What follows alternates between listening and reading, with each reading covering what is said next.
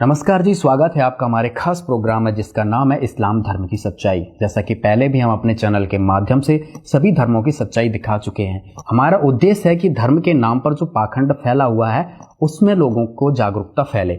इसी के साथ आज हम इस्लाम धर्म पे चर्चा करेंगे और जानेंगे कि क्या इस्लाम धर्म में जो भक्ति विधि चल रही है क्या वो सही है, क्या इस्लाम धर्म में चलने वाली सभी साधनाओं से मानव का कल्याण हो सकता है।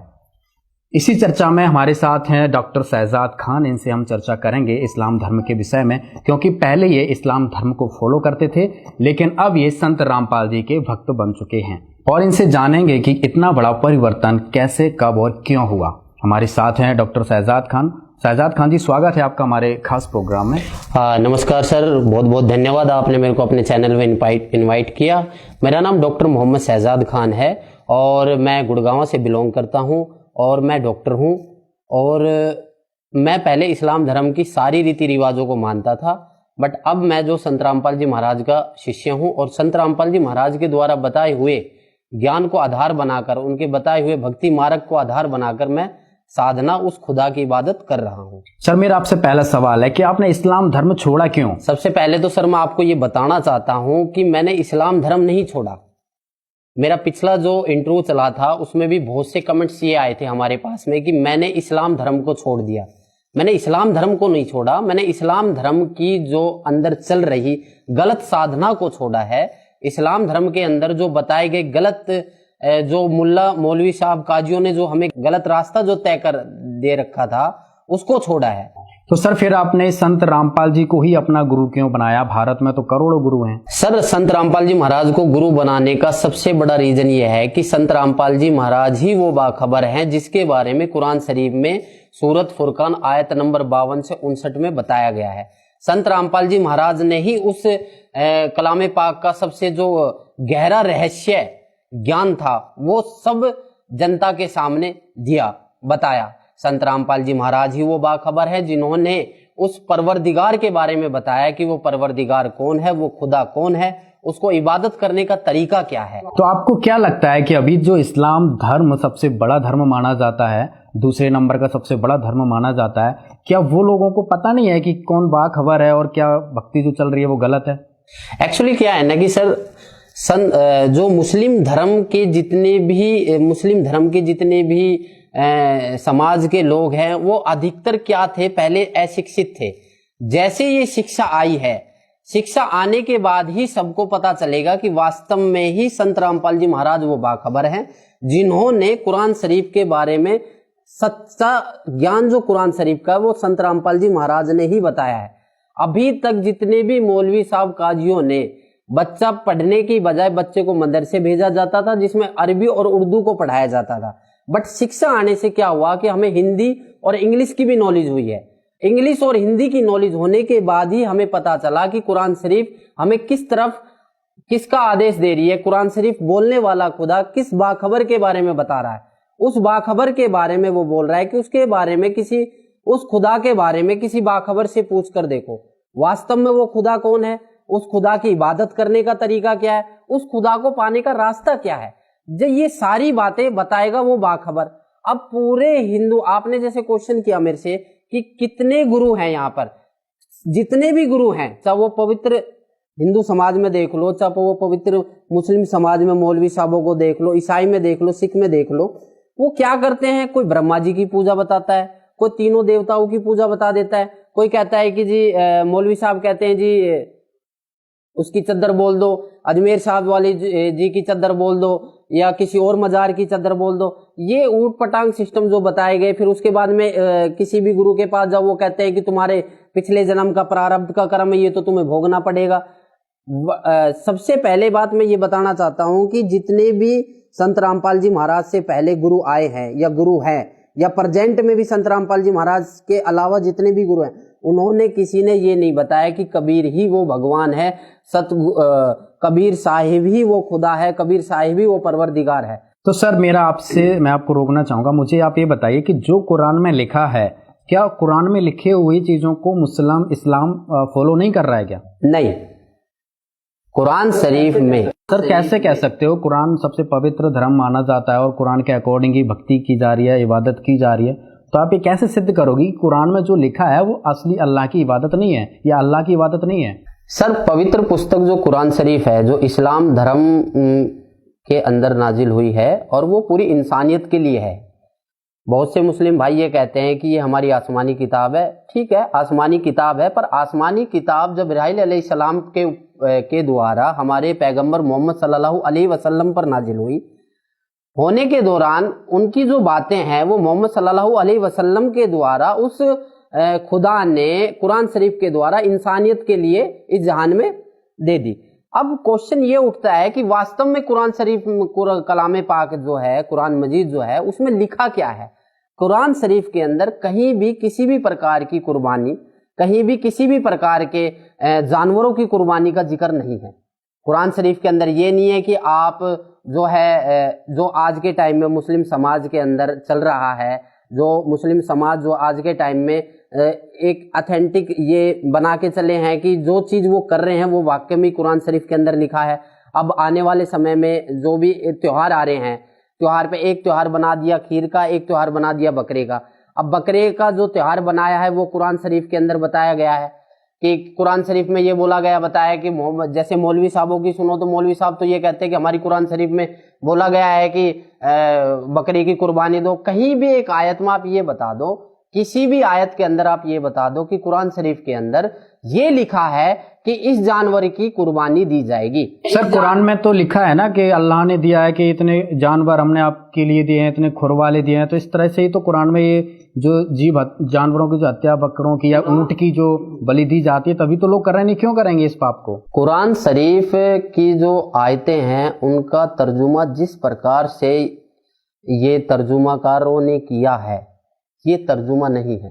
तो मतलब क्या अल्लाह का आदेश नहीं है कि ये बकरे की बलि दो? या अल्लाह ताला, अब वही सर, यही मैं आप लोगों को इस चैनल के माध्यम से सभी मुस्लिम भाइयों को ये बताना चाहता हूँ कि सबसे पहले हमें ये समझने की जरूरत है कि वास्तव में हमारी किताब कुरान शरीफ हमें क्या कह रही है। सबसे पहले हमें ये समझने की जरूरत है कि वास्तव में वो खुदा कौन है जिसके बारे में कुरान शरीफ को बोलने वाला खुदा ये कह रहा है कि जिसने आसमान और जो कुछ जमीन इसके दरमियान है, इसको 6 दिन में बनाया और 7वें दिन तख्त पर जा विराजा। उस खुदा के बारे में, उस परवरदिगार के बारे में किसी बाखबर से पूछ कर देखो। यदि कुरान शरीफ को बोलने वाला ही खुदा, वो स्वयं वो परवरदिगार है, तो वो किसी बाखबर की तरफ संकेत नहीं करता। मतलब यहाँ पे मैं आपको रोकना चाहूंगा, क्या कुरान का ज्ञान दाता जिसने कुरान बोली है वो अल्लाह नहीं है? अगर कुरान शरीफ के ज्ञानदाता को ही आप अल्लाह समझते हो, या जिस तरह मुसलमान भाई ये कहते हैं कि पवित्र जो कुरान मजीद है ये खुदा की जुबान है या खुदा का बोला हुआ ज्ञान है, तो वो खुदा ये भी तो कह सकता है कि भाई वो बाखबर मैं हूं, या मोहम्मद वो ए मोहम्मद जिसने आसमान और जमीन जो कुछ इसके दरमियान है उसको बनाया, वो खुदा मैं हूं। उसको बोलने में क्या दिक्कत थी? ये वो डायरेक्शन क्यों दे रहे हैं कि जी भाई उस बाखबर से पूछ कर देखो? तो इससे क्या साबित होता है? इससे यही साबित होता है कि कुरान शरीफ को बोलने वाला खुदा वो कभी भी अपने आप को वो परवरदिगार, वो खुदा का दर्जा नहीं दे रहा। जिसके लिए मुस्लिम भाइयों को बस इतना ही समझने की देर है कि वास्तव में वो खुदा कौन है। वो खुदा कबीर है, जो कि बाखबर संत रामपाल जी महाराज ने इस पृथ्वी पर आके और ये कुरान शरीफ का गहरा ज्ञान हम सभी मुस्लिम भाइयों के सामने रखा।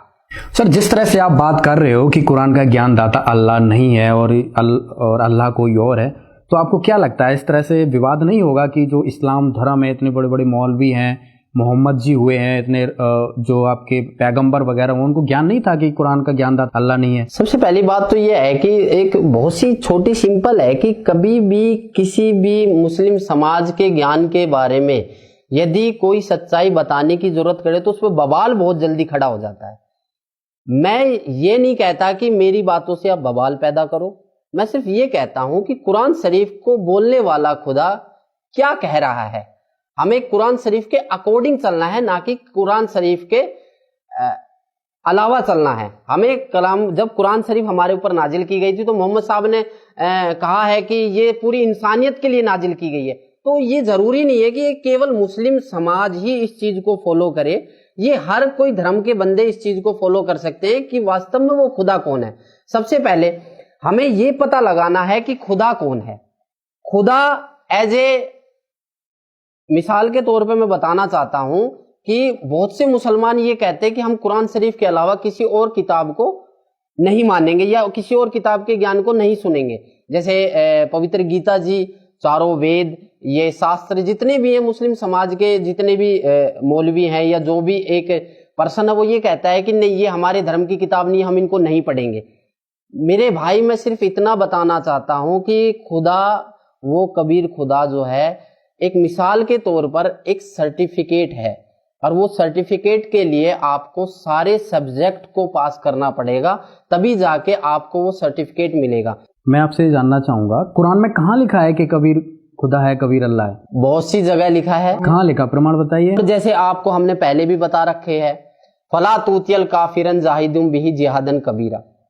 इसके बारे में भी बहुत सी बार जिक्र हो चुका है, बहुत सी बार आप लोगों को बता चुके हैं हम कि कहीं भी कबीर शब्द का अर्थ आता है कबीरन, खबीरन, वो अपने बंदों के गुनाहों से खबरदार है, या फिर कबीर है, बड़ा है, मेहरबान है, वो दिखाई देने वाला है, सुनने वाला है, जानने वाला है।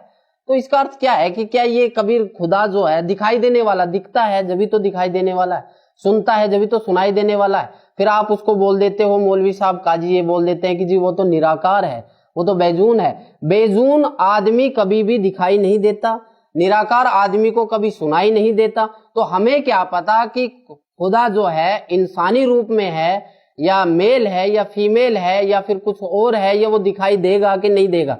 इस सारी चीजों का ज्ञान जो बाखबर संत रामपाल जी महाराज थे, उन्होंने हमें बताया। तब हमें पता लगा कि वाकई में ही कबीर खुदा है, और उसकी इबादत करने का तरीका भी संत रामपाल जी महाराज ने ही बता रखा है। बहुत से मुस्लिम कहते हैं कि नमाज ही वो एक ऐसी पूजा है जिससे हम जो है खुदा के उस जन्नत में चले जाएंगे, जहां से जाने के बाद इस संसार में दोबारा नहीं आएंगे। तो क्या नमाज ही वो सबक है? इसकी जानकारी लेनी चाहिए। बस हमें ये पता होना चाहिए कि नमाज वाकई में ही वो इबादत करने का तरीका जहां जिसको पढ़ने के बाद हम जन्नत में चले जाएंगे। एक तरफ तो कहते हैं खुदा निराकार है, दूसरी तरफ कहते हैं कि खुदा हमें कयामत के दिन मिलेगा। तो खुदा जब निराकार है तो कयामत के दिन हमें कौन मिलेगा? फिर एक तरफ कहते हैं कि हम एक बार कब्र में जाने के बाद में, जब हमारा इंतकाल हो जाता है और हमें कब्र में दफना दिया जाता है, इंतकाल होने के बाद में जब हम कब्रिस्तान में होते हैं तो कहते हैं कि हम कयामत के दिन उठेंगे। जबकि वास्तव में ज्ञान जो बाखबर संत रामपाल जी महाराज ने हमें दिया है वो ये है कि हमें 84 लाख योनियां तो भोगनी ही पड़ेंगी, चाहे हम हिंदू हैं, चाहे मुस्लिम है, चाहे सिख है, चाहे ईसाई है। खुदा ने धर्म नहीं बनाया, खुदा ने धर्म नहीं बनाया, धर्म तो केवल इंसान ने ही बनाया और इनको फॉलो कर रहे हैं। खुदा ने एक इंसान को बनाया, और इंसान को इसलिए बनाया कि ये एक मनुष्य जन्म इसलिए मिला ताकि इसी मनुष्य जन्म के अंदर हम अच्छे और बुरे की पहचान करके, खुदा और शैतान की पहचान कर कर, खुदा की इबादत करके उस जन्नत में चले जाएं, उस इबादत को ग्रहण करके, उस बाखबर की खोज करके उस जन्नत में चले जाएं, जहां जाने के बाद इस शैतानी लोक में हम नहीं आ सकते। एक ये तरीका है जो बाखबर संत रामपाल जी महाराज ने हमें बताया है। सर, मेरा एक सवाल यह है कि अगर कोई मुस्लिम भाई या मुस्लिम समाज का व्यक्ति कहता है कि भाई जब कुरान का ज्ञानदाता भगवान नहीं है, जिसको कुरान ने बोली वो अल्लाह नहीं है, तो फिर वो कौन है? इस टॉपिक को आप अगर कोई भी मुस्लिम भाई या बहन या कोई भी मुस्लिम बिरादरी अगर इस टॉपिक को समझना चाहते हैं, तो सबसे पहले मैंने आपको एक बात और बताई थी कि खुदा के बारे में जानने के लिए आपको सभी किताबों का पढ़ना पड़ेगा। पवित्र हिंदू समाज के अंदर जितने भी गुरु हैं ये कहते हैं कि ये जो गीता जी ऑथेंटिक है, गीता जी ऑथेंटिक है, तो गीता जी को बोलने वाला खुद ब्रह्म ये कह रहा है कि उस परमपिता परमेश्वर की शरण में जा अर्जुन, जिसकी शरण में मैं भी हूं, इसके लिए किसी तत्वदर्शी संत की तलाश कर। तो इसका मतलब गीता जी पूरी तरीके से कंप्लीट बुक नहीं हुई। इसी प्रकार कुरान शरीफ को बोलने वाला खुदा ये कह रहा है कि जिसने आसमान और जो जमीन, जो कुछ इसके दरमियान है, सबको 6 दिन में बनाया और 7वें दिन तख्त पर जा विराजा, उसके बारे में किसी बाखबर से पूछ कर देखो। वो नहीं जानता, वो तो साफ मना कर रहा है, वो नहीं जानता कि वो बाखबर कौन है, वो खुदा के बारे में बताएगा, उस बाखबर की तलाश करो।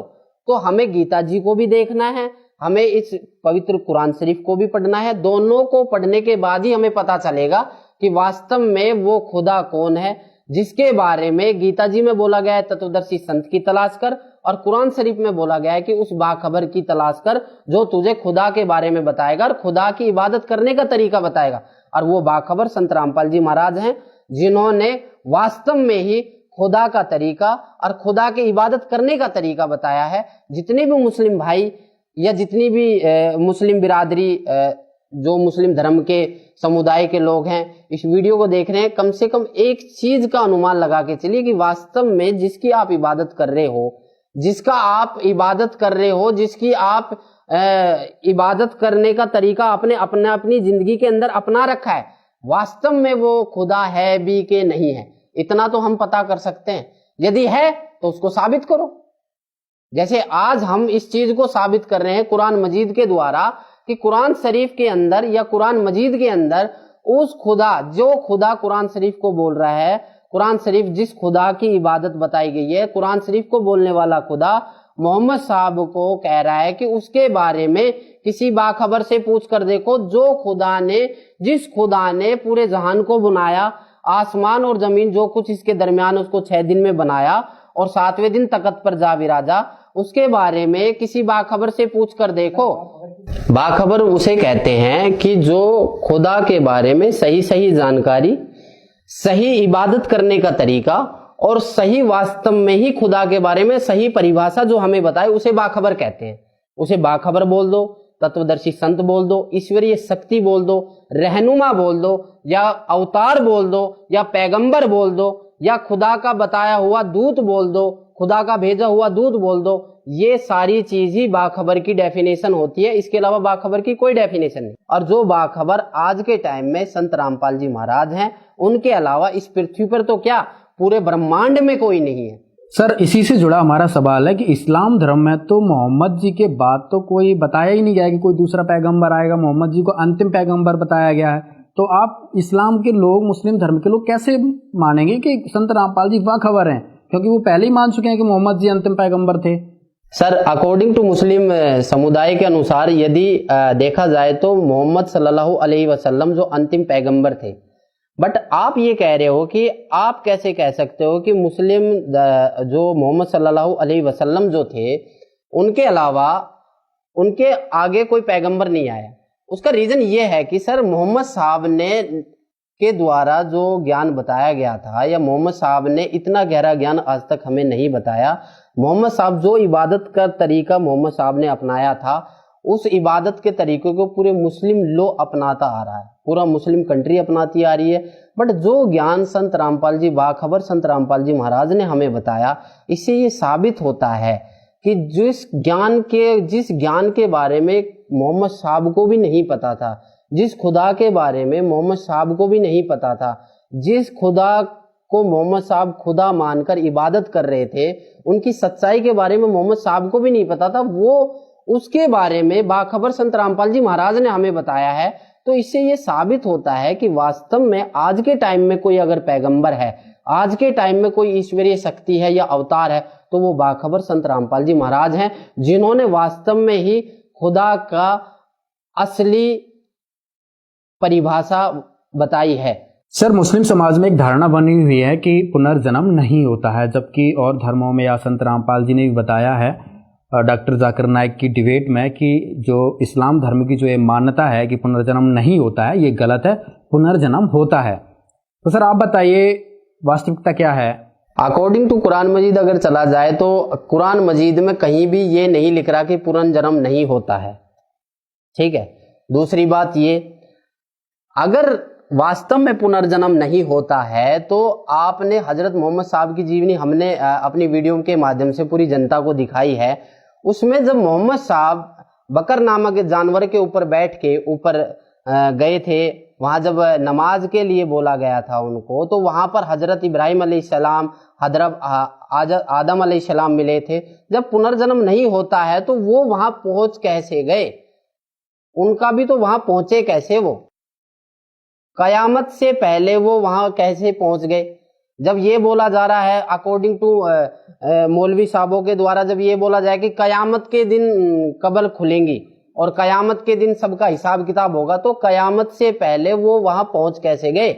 हजरत मोहम्मद साहब की जीवनी जो हमारे बाखबर संत रामपाल जी महाराज ने पूरी जनता को दिखाई है, उसमें आप देखो, उसको पढ़ के देखो आप कि वो जब वहां गए, उन्होंने वहां नमाज के लिए बोला तो हजरत ईसा अलैहिस्सलाम, हजरत इब्राहिम अलैहिस्सलाम, हजरत आदम जी वहां पर ऑलरेडी मौजूद थे। तो जब कयामत आई नहीं, और तो कयामत आई नहीं तो उससे पहले वो वहां पहुंच कैसे गए?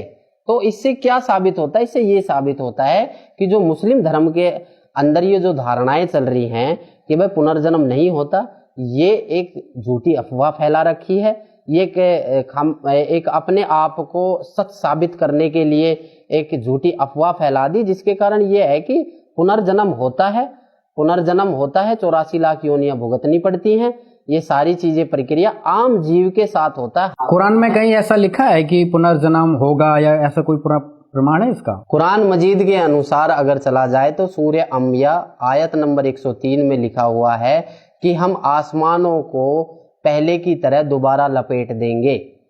कुरान शरीफ को बोलने वाला खुदा ये कह रहा है कि हम आसमान और जमीन को दोबारा लपेट देंगे, और हम ये करेंगे, और ये करना भी जरूरी है, और हम पहले भी कर चुके हैं। तो इसका मतलब ये हुआ कि ये प्रक्रिया चलती रहती है, चलती रहती है, चलती रहती है।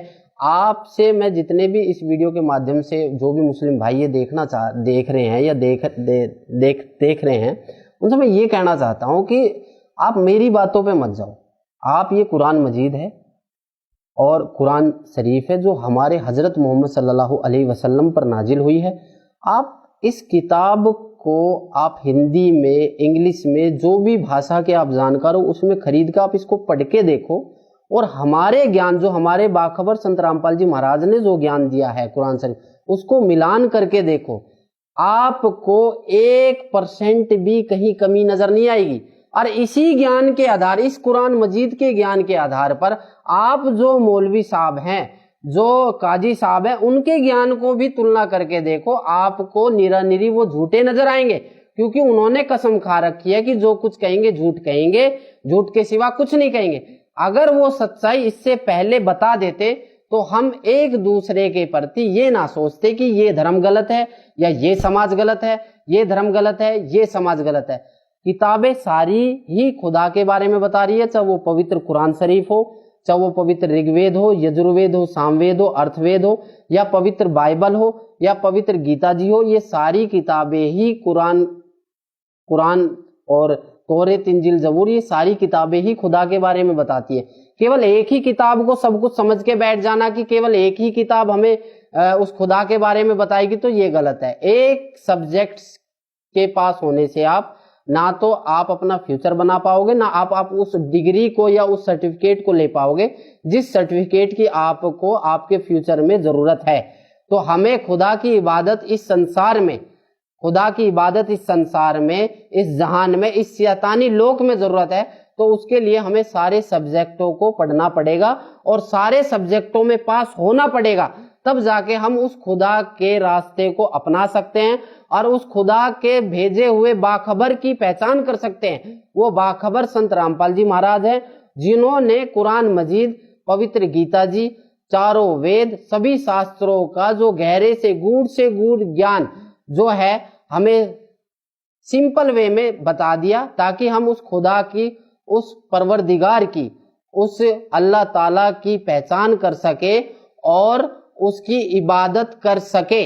सर, एक हमारा अगला सवाल आपसे है कि इस्लाम धर्म के सबसे विवादित मुद्दा है कि जो मांस खाने का है, जो बकरे काटने का है, ऊंट काटने का है, मतलब कोई भी बड़ा से बड़ा जानवर काट देते हैं, तो क्या एक अल्लाह ऐसी इजाज़त दे सकता है? क्योंकि अल्लाह के भी बच्चे जो जीव जंतु हैं वो भी अल्लाह के ही बंदे हैं, तो क्या अल्लाह ऐसी इजाज़त दे सकता है इस्लाम में कि भाई आप बकरे काटो, ऊंट काटो, जो भी आता है, गाय काटो? तो क्या आपको लगता है? और आप ये भी बताइए कि हजरत मोहम्मद जी जो हुए थे, क्या उन्होंने कभी बकरे का कत्ल या ऊंट का कत्ल या गाय का कत्ल किया था? सबसे पहले तो ये कुर्बानी जो है आने वाले समय में एक्चुअली अगस्त में बकरीद आ रही है, मुस्लिम समुदाय का त्यौहार होता है मुस्लिम धर्म का। तो ये बकरीद जो है हजरत इब्राहिम अलैहिस्सलाम एक पैगंबर हुए थे।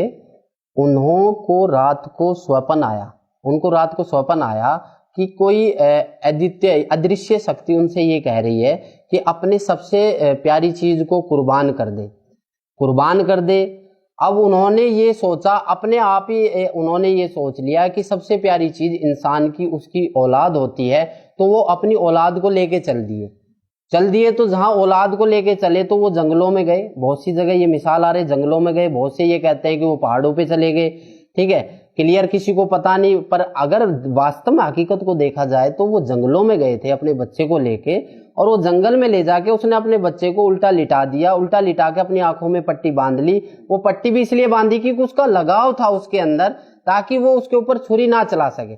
जब उसने वो छुरी चलाई तो एक वाकया आया है, जैसे अकॉर्डिंग टू मौलवी साहब, काजियों के साहब आया कि वो छोरे बच्चे की गर्दन से हटके वो दुम्बे में जाके लगी। अब दुम्बे का मतलब लकड़ी का टुकड़ा भी होता है, दुम्बे का मतलब भेड़ भी होता है, भेड़ का बच्चा भी उन्होंने दुम्बे का मतलब, तो वहां कहते हैं कि भेड़ का बच्चा जो है जिबह हो गया, यानी कि भेड़ का बच्चा जो है की गर्दन कट गई। अब वाकया ये है, अब इसमें ये कह दे कि जब से ये कुर्बानी का जो है वो चलने लगे, पर हकीकत क्या है? हकीकत ये था कि खुदा ने परीक्षा ली हजरत इब्राहिम अलैहिस्सलाम की। हजरत इब्राहिम अलैहिस्सलाम की परीक्षा ली कि सबसे प्यारी चीज को मेरी राह में कुर्बान कर दे। उनका गलत तरीका था, उन्होंने अपनी बुद्धि से ये लगा लिया कि खुदा जो है मेरे बच्चे की कुर्बानी मांग रहा है, यानी कि मेरे बच्चे का सर मांग रहा है। तो खुदा को यदि मंजूर होता तो बच्चे का ही सर कटता, तो इसका मतलब खुदा को कुर्बानी मंजूर ही नहीं है। ठीक है, दूसरी बात ये, अब वाकया आता है हमारे पैगंबर जो लास्ट एंड फाइनल है, जो हमारे हजरत मोहम्मद सल्लल्लाहु अलैहि वसल्लम, उनकी जीवनी में आप ये बता दो कि कबीर बोध के अंदर भी हमारे कबीर साहिब सतगुरु रामपाल जी महाराज ने बता रखा है, बाखबर संत रामपाल जी महाराज ने कबीर बोध के अंदर दिखा रखा है, नबी मोहम्मद नमस्कार है राम रसूल कहाया, 1,80,000 की सौगंध जिन्होंने नहीं करद चलाया। तो ये वाणियां बाखबर संत रामपाल जी महाराज ने कबीर बोध के अंदर से हमें बताया है। इसका मतलब क्या है कि उसने अपने जीवन काल के अंदर कभी भी किसी भी जानवर की जिबह नहीं करा, किसी भी जानवर को कुर्बानी नहीं दी। जब हम फॉलो मोहम्मद साहब को कर रहे हैं, हम अपने नबी को फॉलो कर रहे हैं, तो नबी की बातों को हम कितना तवज्जो दे रहे हैं? क्या ये कभी जिंदगी में हमने किसी मुस्लिम भाइयों ने सोचा है? नहीं सोचा। हम एक आयत पढ़ते हैं, औज़ु बिल्लाहि मिनश शैतानिर रजीम बिस्मिल्लाहिर रहमानिर रहीम, बकरे की गर्दन के ऊपर छुरी चला देते हैं। इस आयत का मतलब क्या है कि शुरू करता हूं खुदा का नाम लेकर जो बड़ा मेहरबान और निहायत रहम वाला है। तो उस गर्दन पे जब हम इस आयत को पढ़ के चला रहे हैं, इस सूरे को पढ़ के उसकी गर्दन पे छुरी को चला रहे हैं, तो इसका मतलब यह है कि क्या उस गुनाह का हकदार खुदा हो गया? उस गुनाह का हकदार खुदा तो नहीं हुआ। जब खुदा ने कुरान मजीद के अंदर, या खुदा कुरान मजीद को बोलने वाला खुदा, या मोहम्मद साहब की जीवनी के अंदर, या मोहम्मद साहब के पूरे जीवन काल में कहीं भी किसी भी चीज को कत्ल नहीं किया जाता था, जिबह नहीं किया जाता था, तो हम इन चीजों को क्यों कर रहे हैं? फिर हम ये सोचते हैं कि ये खुदा का आदेश है। ये केवल हमारे मौलवी साहब काजियों का आदेश है, ना कि खुदा का आदेश है। जिस दिन हम इस बात को समझ जाएंगे, उस दिन हमें वाकई में पता लग जाएगा कि जितने बकरों की, या जितने मुर्गों की, जितने गायों की, या जितने 4 पैर के जानवरों की हम जिबह कर रहे हैं, उनका कितना भारी गुनाह हमें अपनी जिंदगी के अंदर और आने वाले यहाँ से जब हम इंतकाल होने के बाद जब हमें भुगतने पड़ते हैं, वो कितना एक जो सर्कल जो बाखबर संत रामपाल जी महाराज ने बता रखा है, उसके हिसाब से यदि हम ज्ञान को आधार बनाकर देखा जाए तो कितना बड़ा गुनाह और कितना बड़े पाप के भागीदार बन रहे हैं। शहजादी, जैसा कि आपने बताया आपके पैगंबर को सपने में या फिर एक ऐसी अदृश्य आवाज आई कि भाई अपनी प्यारी चीज को कुर्बानी दो, तो उन्होंने अपने लड़के की कुर्बानी देने के लिए चले। तो फिर सारा मुस्लिम समाज है, तो जो बकरीद पे जब कुर्बानी का दिन आता है तो उस दिन अपने परिवार के, अपने लड़कों की कुर्बानी क्यों नहीं देते हैं? ये अपने बकरों की कुर्बानी क्यों देते हैं? सर, आपने बहुत बढ़िया क्वेश्चन करा। मैं जितने भी आपके चैनल के माध्यम से ये बताना चाहता हूं कि जितने भी बंदे देख रहे हैं, कभी लॉजिक सोचा है किसी ने कि वास्तव में जिस खुदा, जो मुस्लिम धर्म इतना पवित्र धर्म है, जहां पर जिसमें शराब पीना हराम बता रखा है, नाचने गाने हराम बता रखे, फिल्में देखने हराम बता रहे, यहाँ तक कि लेडीजों को श्रृंगार करना भी हराम बता रखा है। वहां पर वो ये कह रहा है कि कुरान शरीफ को बोलने वाला खुदा, या फिर वो निराकार शक्ति ये कह रही है कि भाई वहां पर जाके किसी को, जो एक इब्राहिम अलैहिस्सलाम को स्वप्न आया और उसने अपने बेटे की कुर्बानी देने के लिए गया और उसका बेटे की भी कुर्बानी को मंजूर नहीं किया और वो खुदा एक बकरे की, एक भेड़ की या एक गाय की कुर्बानी मांगेगा, ऐसा कुछ नहीं था। खुदा कभी किसी को आदेश नहीं देता, ना खुदा ने कभी किसी की हत्या के लिए बोला, ना खुदा ने ये बोला कि ज़िबह कर दो, ऐसा कुछ आदेश नहीं है कुरान शरीफ के अंदर। खुदा जो है वो खुदा तो ये कहता है कि सभी खुदा के बच्चे, और उस खुदा की पहचान करके और बाखबर संत रामपाल जी महाराज की पहचान करके खुदा की इबादत को ग्रहण करो और खुदा की इबादत करके जन्नत में जाओ। शहजाद खान जी, मेरा आपसे अगला सवाल है, क्या मांस खाना खुदा का आदेश हो सकता है? जो पूरा मुस्लिम समाज मांस खा रहा है, अब तो हिंदू भी खाने लगे हैं, ईसाई भी खाने लगे, ईसाई तो खाते हैं और सिख भी खाते हैं। तो जो कुरान में मांस खाने का दावा किया जाता है और कुरान का और अल्लाह का जो रेफरेंस लिया जाता है, अब तो इस्लाम में काफ़ी आपका बचपन वहीं से गुजरा हुआ है, तो आप कैसे आप इस चीज़ को समझ रहे हैं जब से संत रामपाल जी की शरण में आप आए हैं? देखो, मुसलमान धर्म के अंदर जो मांस खाने का प्रावधान है और उसको मौलवी साहब या काजी साहब ये कहते हैं कि कुरान शरीफ को बोलने वाला खुदा मांस खाने के लिए बोल रहा है। सबसे पहले तो कुरान शरीफ एक आसमानी किताब, पहली किताब नहीं है, इससे पहले भी 3 किताब और नाजिल हो चुकी है इस जहान के अंदर, जो कि जिसके अंदर मांस खाने का कोई आदेश नहीं है। ठीक है, उसमें भी उस खुदा ने, उस परवरदिगार ने हमें फल खाने के लिए बोला गया है। ठीक है, जैसे तौरेत है, इंजील है, जबूर है, जो कि आज उनका रूपांतर बाइबल है। ठीक है, जिसमें यह बोला गया है कि उस खुदा ने, उस परवरदिगार ने, उस परमेश्वर ने हमें फलदार फल खाने के लिए बोला गया है। मांस खाने का आदेश जो है कुरान शरीफ के अंदर जो बताया गया है वो शैतान का है, ना कि खुदा का है। नहीं, आप एक बात मानिए, हजरत मोहम्मद साहब जो सबसे बड़े हमारे नबी थे, उनसे बड़ा मेरे ख्याल में कोई सच्चा मुसलमान इस जहान के अंदर नहीं है, ना उनसे ज्यादा किसी उनके जैसी इबादत करने वाला कोई है। तो उन्होंने भी तो मांस को नहीं छुआ, उनके 1,80,000 शिष्य हो गए, उन्होंने मांस को नहीं छुआ। जो कि हमारे बाखबर संत रामपाल जी महाराज ने भी उनका रेफरेंस दिया है कि नबी मोहम्मद नमस्कार है राम रसूल कहाया, और 1,80,000 की सौगत जिन्होंने नहीं करत चलाया। तो इसका मतलब यह है कि नबी मोहम्मद जो रसूल थे, उनके 1,80,000 शिष्य होने के बाद भी उन्होंने मांस खाने का आदेश नहीं दिया। और जितना भी आज का जो मुसलमान समाज है वो हमारे मोहम्मद सल्लल्लाहु अलैहि वसल्लम के बताए हुए मार्ग पे चलता है, ये बताते हमें मौलवी साहब, बट उनके बताए हुए मार्ग पे चलने से पहले उनके जो कर्म है, उन्होंने मांस को नहीं खाया और ये मुसलमान खाते हैं। तो आप बताइए खुदा का आदेश कहाँ है? अगर खुदा का आदेश तो मोहम्मद साहब ने भी तो फॉलो करना था। अगर खुदा का ये आदेश होता, ये शैतान का आदेश है, ना कि खुदा का आदेश है। कुरान में लिखा हुआ है तो आपको क्या लगता है कुरान में शैतान आदेश कर रहा है? देखो, कुरान शरीफ जो है उसमें, अगर कुरान शरीफ पूरी तरीके से ही कंप्लीट बुक है तो कुरान शरीफ के बारे में, कुरान शरीफ बोलने वाला खुदा ये नहीं कहता कि उस खुदा के बारे में किसी बाखबर से पूछ कर देखो। सबसे पहली बात तो अगर हम कुरान शरीफ को ही एक कंप्लीट बुक मान के चलेंगे तो हम उस खुदा की इबादत का तरीका और उस खुदा के बारे में कभी जिंदगी में हमें पता ही नहीं चल पाएगा। उसके बारे में तो हमें ये फॉलो करना है कि कुरान शरीफ को बोलने वाला खुदा, जो कि मोहम्मद साहब को ये डायरेक्शन दे रहा है कि जिस खुदा के बारे में जानना चाहता है, या जिसने आसमान और जमीन जो कुछ इसके दरमियान है 6 दिन में बनाया, 7वें दिन तकरत पर जा विराजा, उसके बारे में किसी बाखबर से पूछ कर दे। तो कुरान शरीफ का ज्ञान तो भाई साहब यही है कि कुरान शरीफ का ज्ञान यही कहता है कि हमें उस बाखबर संत रामपाल जी महाराज की तलाश करनी चाहिए, तो हमें सच्चे खुदा की इबादत करने का तरीका बताएगा। सर, जैसा कि आपने बताया हुई कुरान में शैतान ने मांस खाने का आदेश दिया, तो शैतान ऐसा क्यों करता है? शैतान इसलिए करता है क्योंकि शैतान नहीं चाहता कि हम अपने जन्नत में वापस जाएं। शैतान नहीं चाहता कि हम उस परवरदिगार की पहचान कर ले।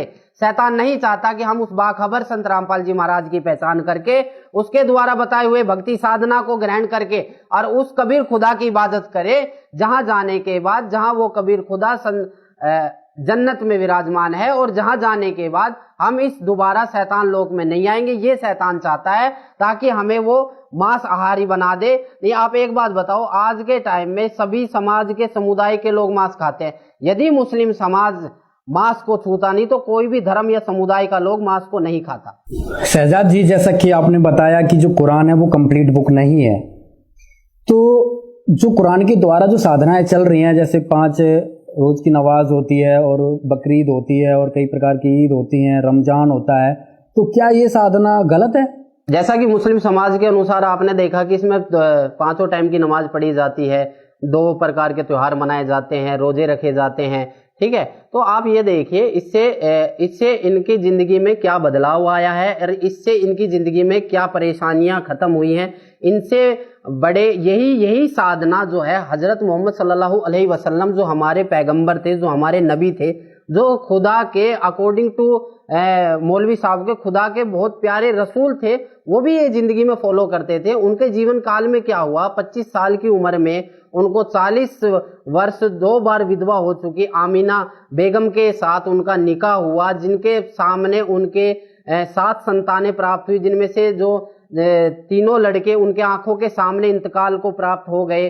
पूरी जिंदगी उन्होंने दुखों का सा व्यतीत करने लग गए और ईमान को फैलाने की पूरी कोशिश करी और पूरी जिंदगी दुखों में व्यतीत करे। लास्ट में उनका जो लास्ट एंड फाइनल जो जीवन था, उन्होंने अपनी जिंदगी में इतनी परेशानियां देखकर एक बीमारी के कारण वो मौत को इंतकाल को प्राप्त हो गए। जब मोहम्मद साहब की इतनी परेशानियों का सामना करना पड़ा पूरे जीवन काल के अंदर, तो आप ये बताइए कि लॉजिक है कि जब उन्होंने इतनी परेशानियों का सामना करना पड़ा, एक पैगंबर होने के नाते, एक रसूल होने के नाते, एक खुदा के नुमाइंदे होने के नाते, तो आज ये मुस्लिम समाज ये क्यों सोचता है कि इनकी परेशानियां उस इबादत से ठीक हो जाएगी। बाखबर संत रामपाल जी महाराज जो है वो केवल मुस्लिम समाज को नहीं, वो सभी को ये कहते हैं कि जो मुस्लिम समाज के पवित्र ग्रंथ है कुरान शरीफ, उसके अकॉर्डिंग चलो और उसमें जो बताया गया है उस बाखबर की तलाश करो। वो बाखबर ही उस खुदा के बारे में बताएगा, जिससे तुम्हारी सारी परेशानियां दूर हो जाएंगी। जैसे आज के टाइम में इतने कैंसर हो रहे हैं, इतने रोग हो रहे हैं मुस्लिम समाज में, मुझे नहीं लगता कि कोई ऐसा घर बचा होगा जहां दुखों का पहाड़ ना होगा। और आज जो बाखबर संत रामपाल जी महाराज से शिष्य जुड़ रहे हैं, ना वो कोई हिंदू है ना कोई मुसलमान है, केवल वो मानव है और उनको केवल बाखबर संत रामपाल जी महाराज उस परमपिता परमेश्वर, उस खुदा की इबादत करने का तरीका बताते हैं, ज्ञान देते हैं और भक्ति करवाते हैं, ताकि उनका जो दुख है, चाहे पिछले जन्म का हो चाहे इस जन्म का हो, चाहे किसी को डॉक्टर ने 5 दिन के बाद मरने के लिए बोल दिया हो, चाहे डॉक्टरों ने जवाब दे दिया, वो भी आज पूरी तरीके से स्वस्थ हो रहे।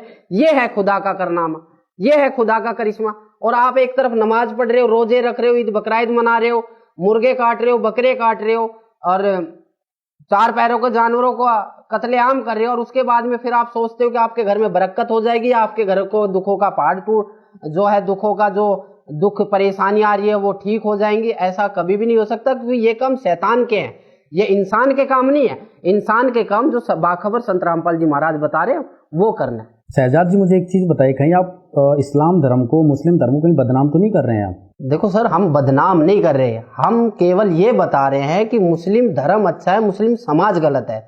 हम केवल ये बता रहे हैं जिस समाज के अंदर पहले दारू नहीं पी या शराब को हराम समझा जाता था, सारी चीजों को हराम समझा जाता था, आज उस पहले अगर शराब का हिस्सा किसी अंग पे गिर जाया करता था तो उस शरीर में से उस अंग को काट दिया जाता था। जहां पर शराब को इतना हराम समझा जाता है, वहां पर इस तरह की मांस खाना या फिर अश्लील हरकतें करना या फिर डांसबाजी करना या ये जो भी ये सांसारिक चीजें हो रही है उनको इन्वॉल्व करके और ये कह दे कि ये खुदा का आदेश है, हम इस चीज को गलत कर रहे हैं कि कुरान, पूरा मुस्लिम समाज जो है कुरान शरीफ के अनुसार बोला गया जो है ज्ञान, उसके अनुसार नहीं चल रहा। बस इतना बात है। हम किसी धर्म को बदनाम नहीं कर रहे, हम किसी समाज को बदनाम नहीं कर रहे। हम समाज में जो गलत कुरीतियां चल रही है, हम समाज में जो गलत बातें चल रही है, हम समाज के अंदर जो गलत अपनी तरफ से जो बना रखी मनगढ़ंत कहानियां, जो पाखंडी बना रखे हैं, जो मनगढ़ंत मनमाना आचरण चला रखा है, उसको गलत साबित कर रहे हैं, ना कि हम किसी धर्म को या किसी समाज को बदनाम कर रहे हैं।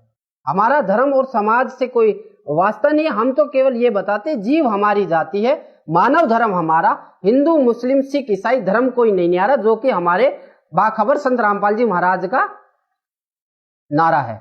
सर, एक चीज और मैं आपको ये बताना चाहता हूं कि जो ये कुरान शरीफ का ज्ञान है, जैसे आप बता रहे हो बार बार कि शैतान, अगर कुरान शरीफ का ज्ञान आज आप अगर आपके पास में कुरान मजीद है तो आप उसको खोल के देखो, आपको 5वें पेज पे मिलेगा कि कुरान शरीफ उतरने का संग्रहण मतलब कुरान शरीफ किस प्रकार उतारी गई थी, कुरान शरीफ किस प्रकार नाजिल की गई थी। सबसे पहली नाजिल हुई थी कि कुरान शरीफ को बोलने वाला खुदा अपना एक फरिश्ता भेजता है जिसका नाम है जिब्राइल अलैहिस्सलाम। उसमें विवरण आता है आगे चल के कि वो एक वही लेकर आता है जिसमें घंटी जैसी मालूम होती है। यह मोहम्मद साहब को इतना कष्ट होता था इसमें कि मोहम्मद साहब खुद इस बात को बोल रहे हैं उसके अंदर कि इसमें उनकी जान सी निकल जाती है। तो आप बताइए क्या ये खुदा का काम है? आप एक रहम वाला एक तरफ बोल रहे औज़ु बिल्लाहि मिनश शैतानिर रजीम बिस्मिल्लाहिर रहमानिर रहीम, शुरू करता हूं खुदा का नाम से जो बड़ा मेहरबान और रहम वाला है। तो क्या ये रहम के काम है? तो इससे ये साबित होता है, इससे एक तो ये साबित होता है कि खुदा जो कुरान शरीफ को बोलने वाला ज्ञान है, ये कुरान शरीफ को जो बोला गया है या नाजिल की गई है वो बड़ा कष्टदायक था। क्योंकि हजरत जिब्राहिम अलैहिस्सलाम जो थे उन्होंने सबसे पहले मोहम्मद साहब को आके बोला इकरा। इकरा का मतलब है कि तुम पढ़ो। मोहम्मद साहब ने कहा कि मुझे पढ़ना नहीं आता। तो उन्होंने क्या करा कि उन्होंने कई तरीके अपनाए। या तो उनके अंदर घुस जाया करते थे, उनके अंदर जिस्म के अंदर चले जाया करते थे, वो बोल दिया करते थे, या फिर उनके अपने आप से छाती मिला लिया करते तो उनके शरीर के अंदर ऐसे प्रेतवत घुसने के बाद तो बोल दिया करते थे। कई जगह तो मोहम्मद साहब ने कुरान शरीफ के अंदर ये वाकया भी आया है कि उनको इतना कष्ट होता था कि उनका ऐसा लगता था कि आज उनके प्राण ही निकल जाएंगे।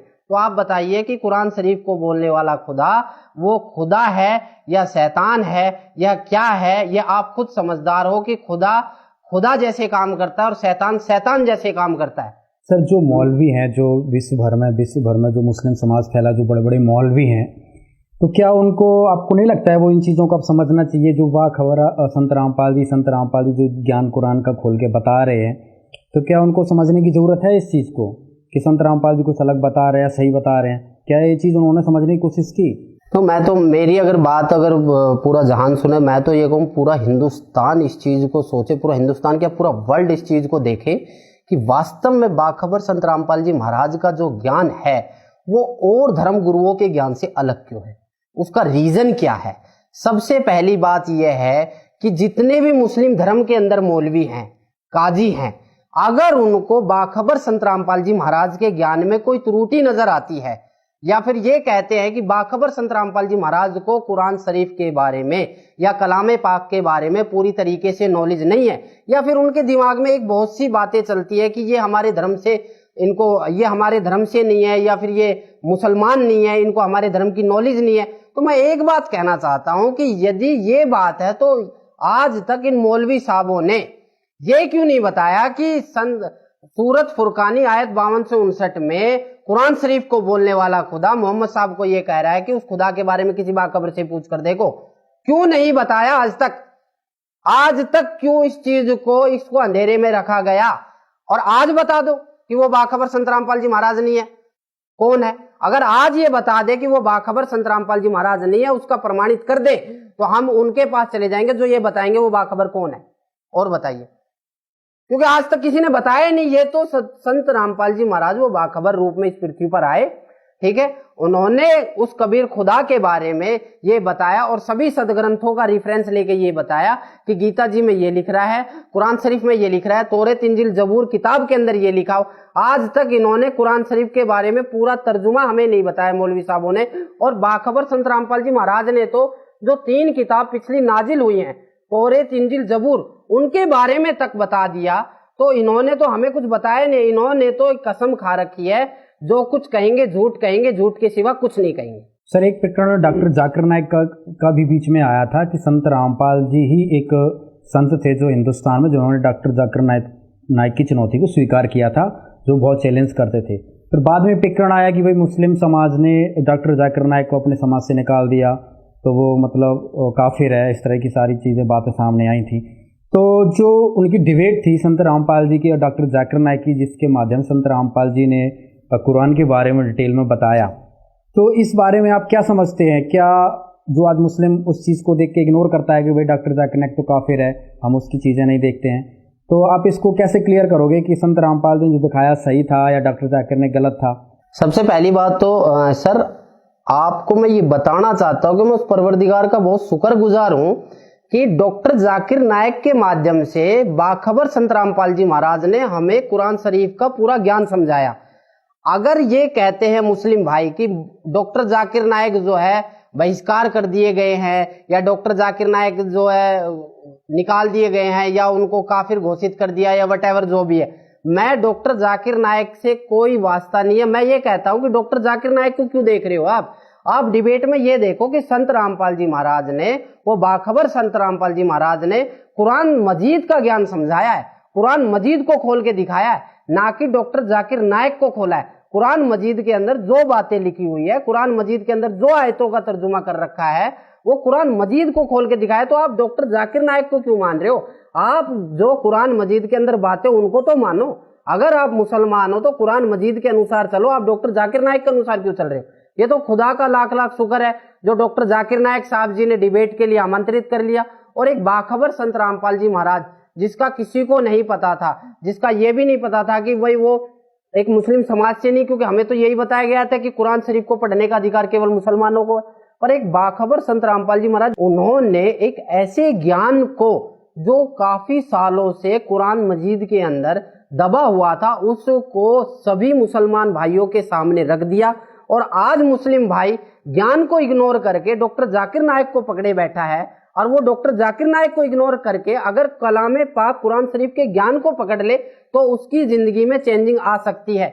जैसे बाखबर संत रामपाल जी महाराज की नाम लेने से, या शरण ग्रहण करने से, या उसके द्वारा बताए हुए खुदा की इबादत करने से सबकी जिंदगी चेंज हो रही है, उसी प्रकार उन भाइयों से भी मैं यही प्रार्थना करता हूं, मेरी यही दरख्वास्त है कि आप भी डॉक्टर जाकिर नायक को इग्नोर करके जो बाखबर संत रामपाल जी महाराज ने उस डिबेट के अंदर कुरान शरीफ के ज्ञान को खोला है, उस ज्ञान को फॉलो करके उस खुदा की पहचान करो, और उस खुदा के बताए हुए बाखबर की पहचान करके और इबादत करके और जन्नत में जाने की तैयारी करो। सर, जिस तरह से आप संत रामपाल जी की शरण में आए, तो क्या और भी मुस्लिम परिवार या मुस्लिम लोग संत रामपाल जी से जुड़ रहे हैं या? बिल्कुल, काफी। और अब तो ऐसी बाढ़ आ रही है कि जिसको खुदा चाहिए ना, वो संत बाखबर संत रामपाल जी महाराज की शरण में जाएगा।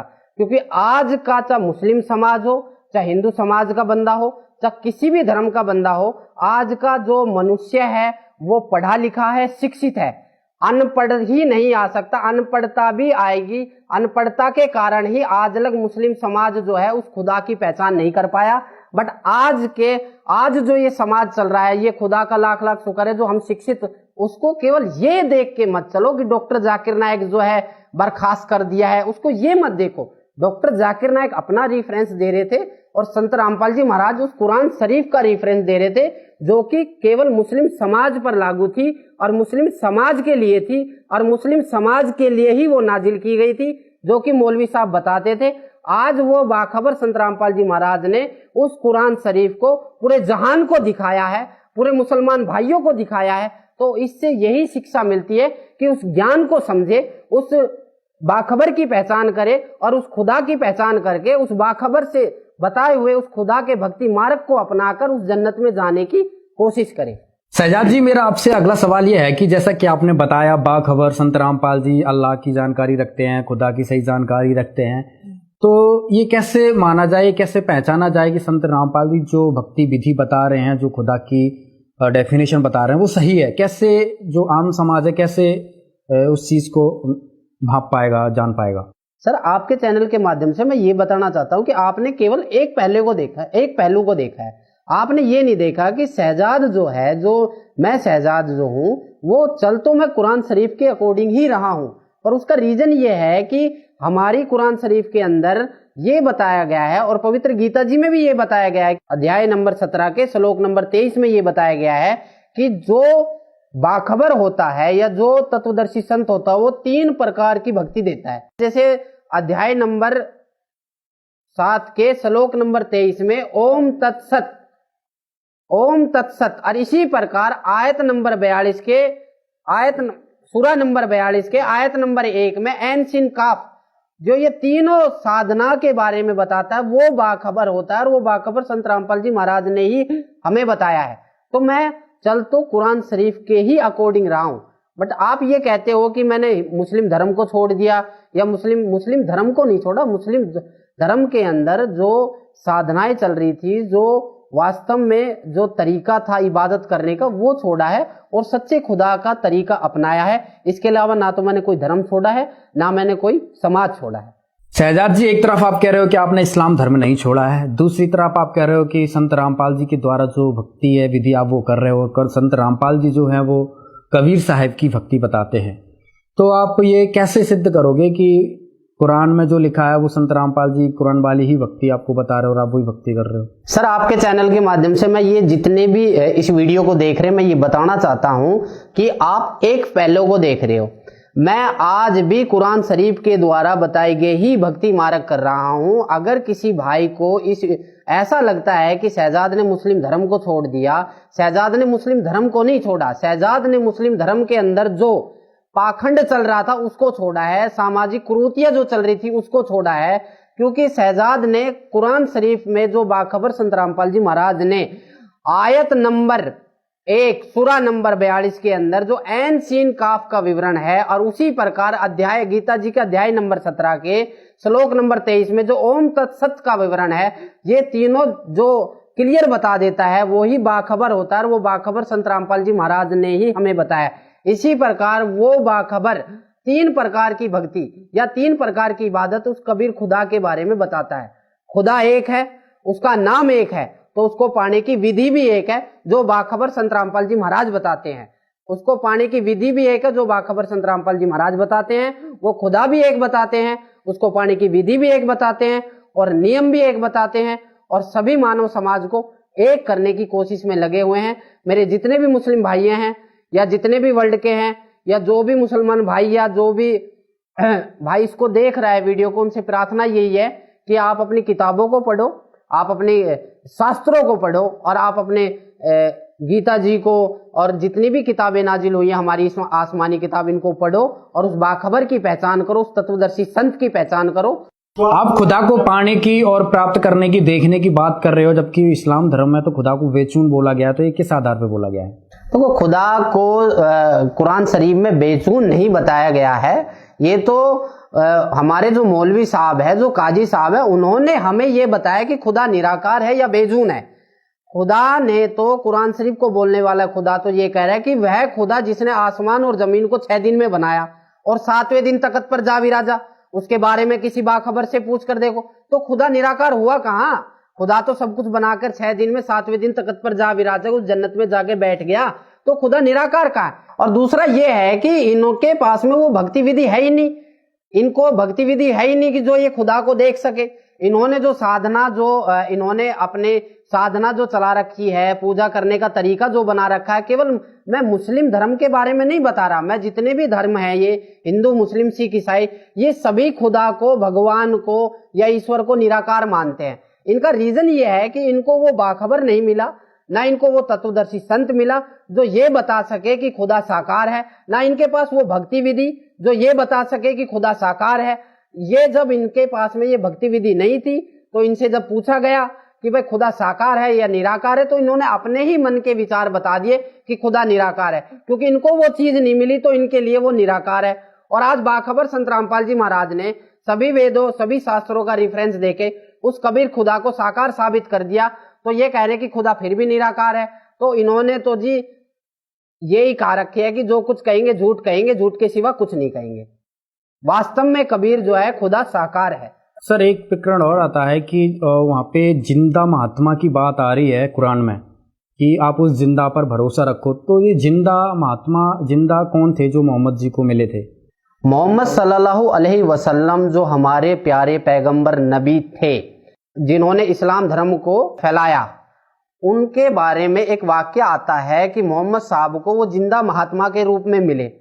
अब ये वाक्य क्या है? ये वाक्य ये है कि जब मोहम्मद साहब जो थे अपने शिष्यों के साथ बैठे हुए थे, या मोहम्मद साहब जो थे अपने शिष्यों के साथ बैठे हुए थे, तो क्या हुआ था कि एक मुसलमान जो था अपने बकरे बच्चों के साथ में जा रहा था, तो एक तगड़े बकरे ने एक नॉर्मल बकरे को आपस में लड़ाई हो गई, जिसकी कारण से नॉर्मल बकरा जो है वहीं इंतकाल को प्राप्त हो गया। तो वो मुसलमान रोने लग गया था।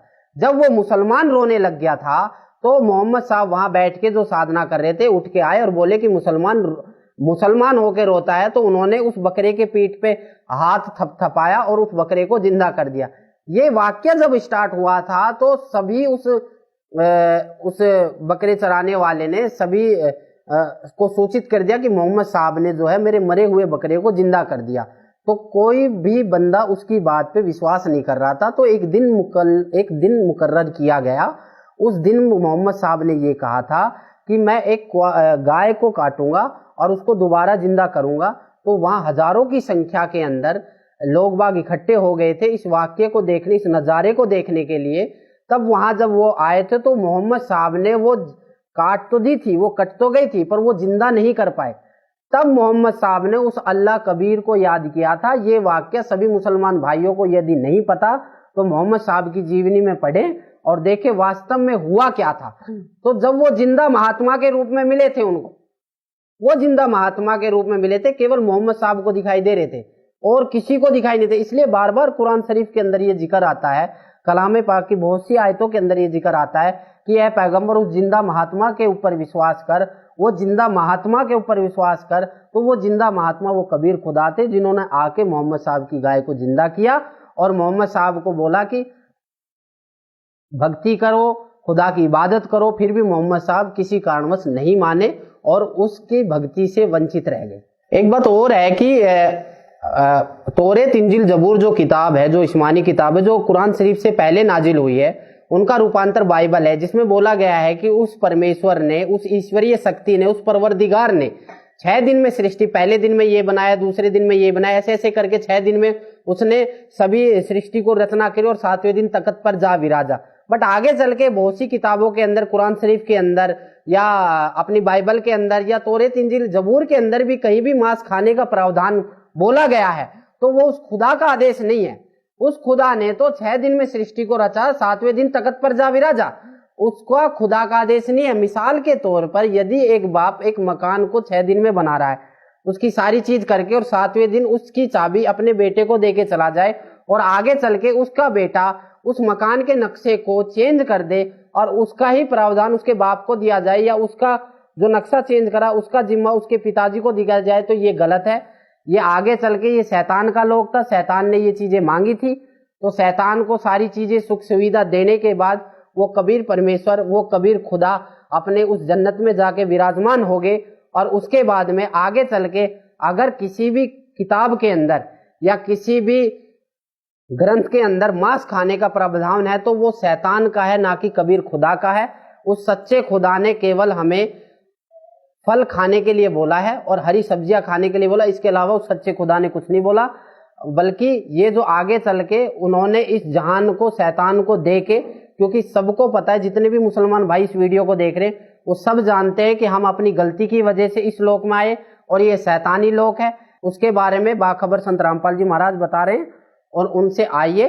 और लाखों मुसलमान जो है हमारे वीडियो को देख के, हमारे चैनलों को देख के, हमारे जो बाखबर संत रामपाल जी महाराज के सत्संग को सुनकर लाखों मुसलमान जो है, केवल हिंदुस्तान के नहीं अदर कंट्रियों के मुसलमान भी बुक मंगवा रहे हैं। उन बुकों को पढ़ के बाखबर संत रामपाल जी की शरण में आ रहे हैं और लाखों जो करोड़ों कष्टों से दुखी थे उन कष्टों का निवारण बाखबर संत रामपाल जी महाराज की शरण में आके उनके हो रहे हैं। और आप इंटरव्यू भी देख रहे हो, तो मेरी जितने भी वीडियो को देख रहे भाई और बहनों से ये अपील है, गुजारिश है, प्रार्थना है, नरम निवेदन है कि आप भी इस वीडियो के माध्यम से जो हमारे बाखबर संत रामपाल जी महाराज की बुकें हैं उनको मंगवाओ, जो सभी सदग्रंथों से प्रमाणित है।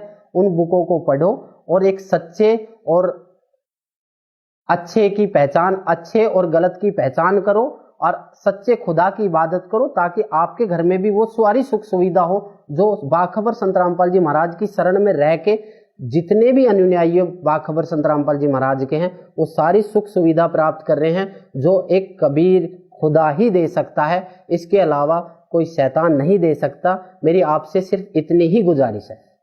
डॉक्टर शहजाद खान जी, आज हमारे साथ आपकी मुलाकात हुई, आपने इस्लाम धर्म की बहुत सारे पॉइंट्स को क्लियर किया। अब हम अंतिम पड़ाव में चलते हैं और आप हमारे दर्शकों को कुछ अपना सुझाव और अपना मशवरा देना चाहते हैं तो आप दीजिए। बहुत बहुत शुक्रिया सर, मैं आपके चैनल पर आया और मैं चैनल के माध्यम से जितने भी इंसान और मानव समाज के आदमी, प्रार्थना ये करना चाहता हूं कि केवल जो एक मुस्लिम धर्म की बात नहीं है, ईसाई धर्म, पवित्र हिंदू धर्म और सिख धर्म, ये चारों प्रकार के जो धर्म है, इन चारों प्रकार के धर्म में जो साधना हो रही है उन साधना से मोक्ष नहीं है। अगर यदि आप मोक्ष प्राप्त करना चाहते हो, आप बाखबर उस तत्वदर्शी संत, उस ईश्वरीय शक्ति, उस पैगंबर, उस रहनुमा, उस खुदा के भेजे हुए अवतार की पहचान करके, बाखबर संत रामपाल जी महाराज की शरण ग्रहण करके, उस कबीर खुदा की, कबीर परमेश्वर की, परम पुरुष परमेश्वर की इबादत करो, तभी आपका मोक्ष संभव है और मोक्ष 100% आपका मोक्ष होगा। और जो बाखबर संत रामपाल जी महाराज आपको बताते हैं नियम, उस नियम को फॉलो करो तो आपके घर में भी बरकत होगी, आपकी रोजगार में भी बरकत होगी और आपके जिंदगी में जो भी दुख है वो भी ठीक होगा।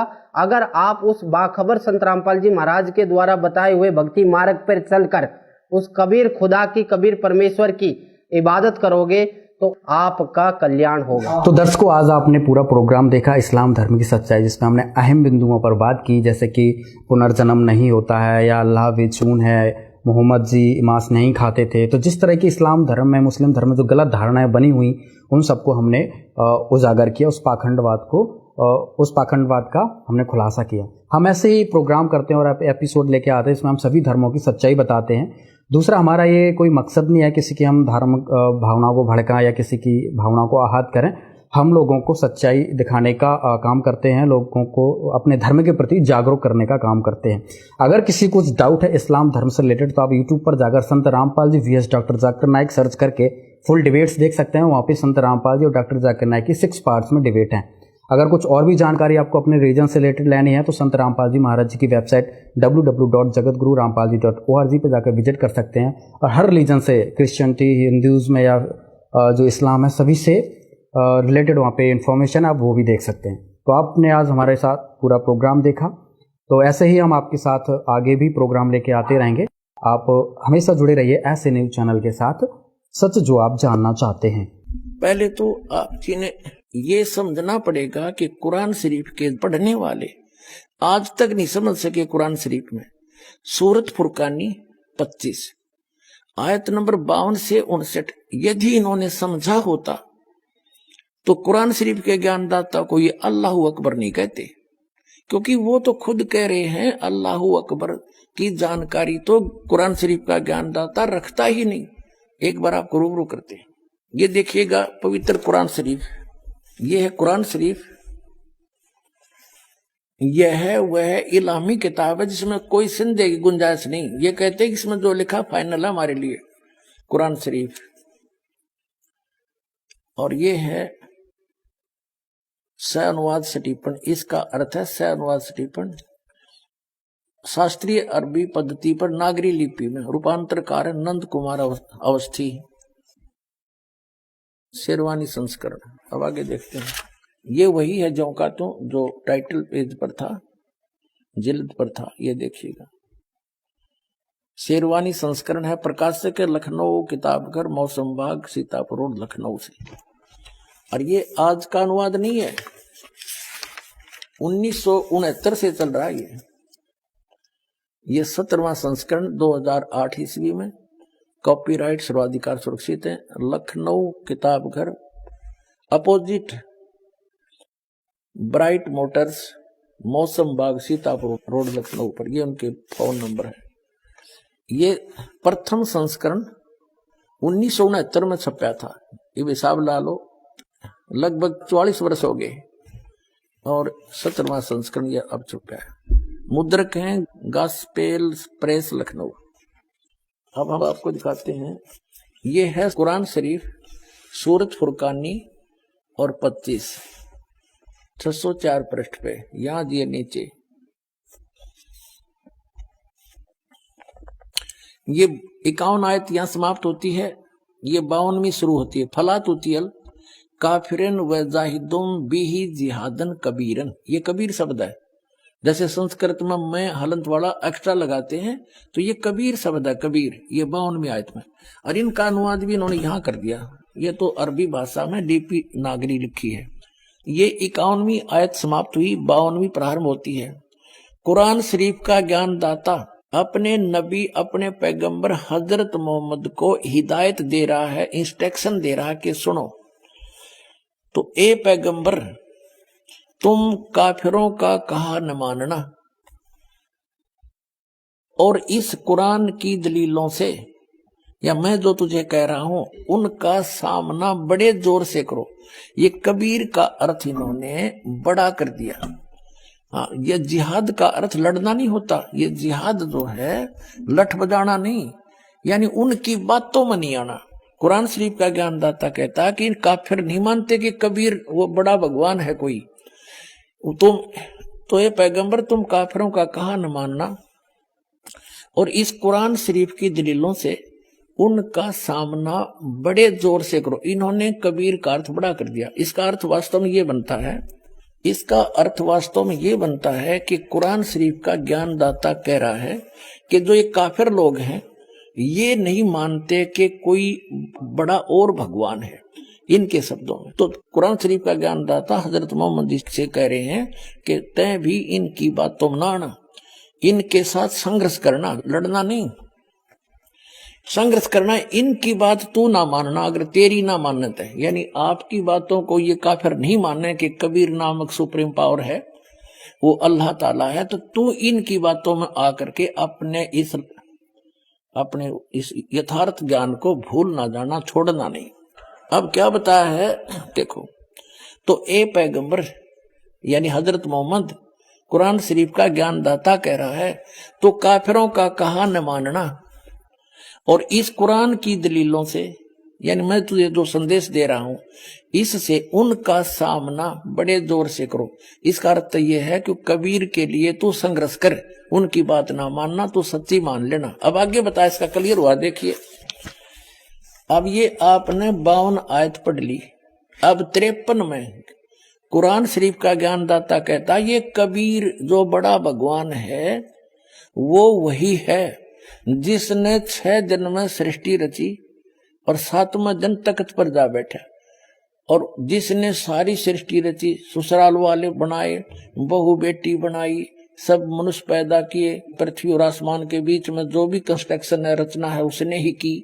तो कुरान शरीफ का ज्ञानदाता तो रचनार भी कौन, ये तो कोई और बता रहा है कि वो है सारी सृष्टि का रचने वाला, और वो अल्लाह बड़ा है। वो 6 दिन में सृष्टि रचकर 7वें दिन तख्त पर जा बैठा, तो कुरान शरीफ का ज्ञानदाता वो अल्लाह बड़ा नहीं है। देखो अब हम 53 आयत पढ़ेंगे, और वही है वो कबीर नामक अल्लाह, कबीर अल्लाह, बड़ा अल्लाह वही है जिसने 2 दरियाओं को मिला चलाया, एक का पानी मीठा प्यास बुझाने वाला और एक का खारी कड़वा, और दोनों में एक आड़ और मजबूत रोक बना दी। और वही है जिसने पानी की बूंद से आदमी को पैदा किया, फिर उसको साहिबे नसब यानी किसी का बेटा या बेटी, और ससुराल वाला यानी किसी का दामाद बहू बनाया, और तुम्हारा परवरदिगार हर चीज करने पर शक्तिमान है। अब 54 आयत पढ़ लिया हमने।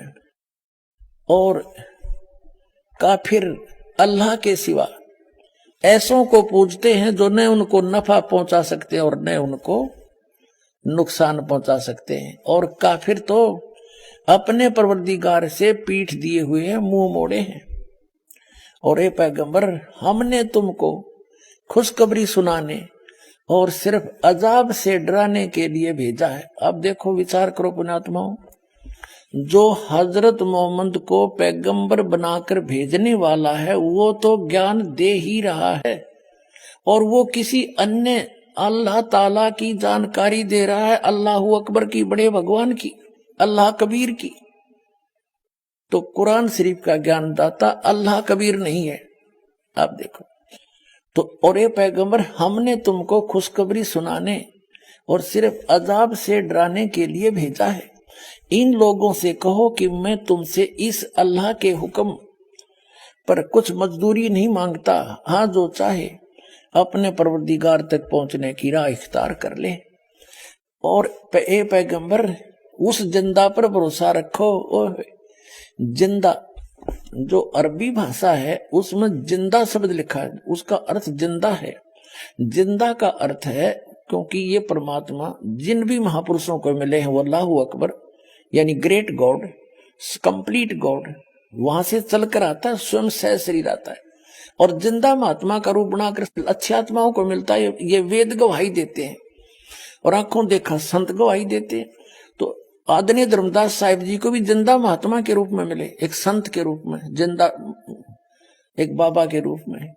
आदरणीय मनुखदास जी को भी जिंदा बाबा के रूप में मिले। आदरणीय नानक साहिब जी को भी बेई नदी पर जिंदा महात्मा के रूप में मिले। और आदरणीय दादू साहिब जी को भी जिंदा बाबा के रूप में मिले। आदरणीय गरीबदास साहिब जी को गांव छुड़ानी जिला ददर हरियाणा के खेतों में, छुड़ानी के खेतों में जब गौ चरा रहे थे, वहां सतलोक से आए परमात्मा जिंदा महात्मा के रूप में थोड़ी सी दूर पर आकर उतर के उनसे मिले, उनको सचखंड ले गए। इन सब महात्माओं को फिर वापस छोड़ा। तो इन सभी महात्माओं ने कहा कि जैसे आदरणीय गरीबदास साहिब जी ने कहा कि अनंत कोट ब्रह्मांड का एक रति निबार सतगुरु पुरुष कबीर है, ये कुल के सिरजनहार। हम सुल्तानी नानक तारे दादू को उपदेश दिया, जात जो लहा भेद नहीं पाया, वो काशी माए कबीर हुआ।